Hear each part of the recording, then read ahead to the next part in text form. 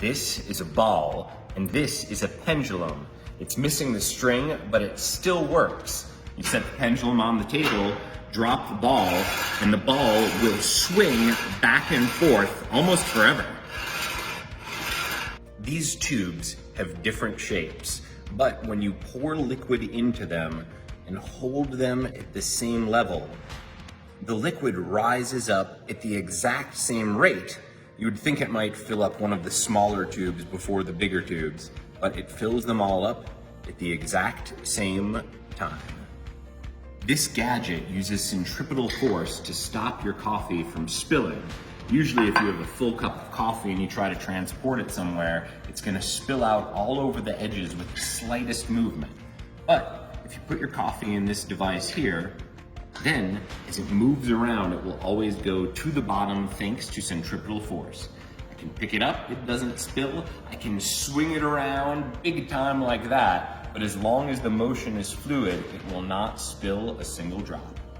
This is a nail, and this is a balloon. Look what happens when I press the nail into the balloon.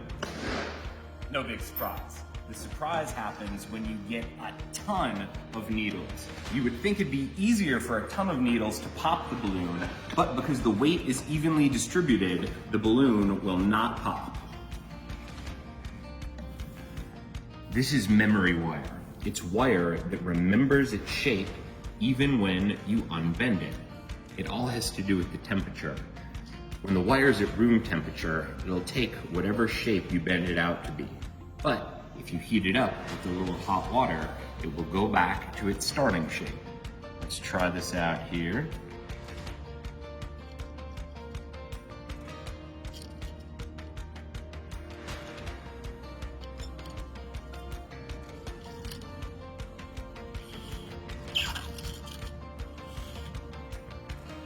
Most people can't even balance one nail on the head of another nail, but it's actually possible to balance 10 nails on the head of one nail. It's actually easier to balance 10 than it is to balance just one. It's easy if you know the physics secret. You have to put all the nails on top of one of the nails in an alternating fashion. You put down every nail, but you leave yourself one. This one goes on top of the rest of the nails, and then the nail's weight will actually hold the other nails into place, and you can balance 10 on one. This is a Gazinta box. That means that the inside of the box is actually bigger than the outside of the box. Right now, the white box is the big one. This red and yellow box fit right inside of it. But even though it's smaller, it's big enough to accommodate the larger box. That's just basic physics. This is a wave machine.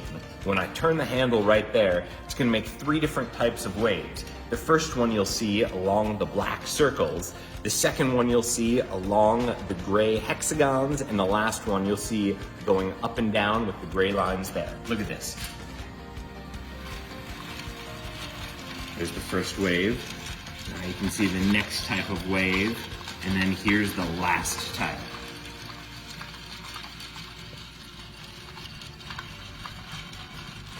I got a jar of water on a metal stick. The metal stick is connected to another jar of water. If I flip it upside down there, you can see that there's a buoy hanging from the lid of that jar, same with the other side. Then you put this on the peg there, and that means we can give this a nice spin. Now when we do, the buoys are gonna travel to the side of the jar, but it's not the side you think. Look at this, the buoys are actually going to the middle. This machine runs forever. Well, almost. It's made of a very heavy metal wheel and 2 threads connecting the wheel to a bar at the top. When the wheel gets to the top, it's filled with potential energy.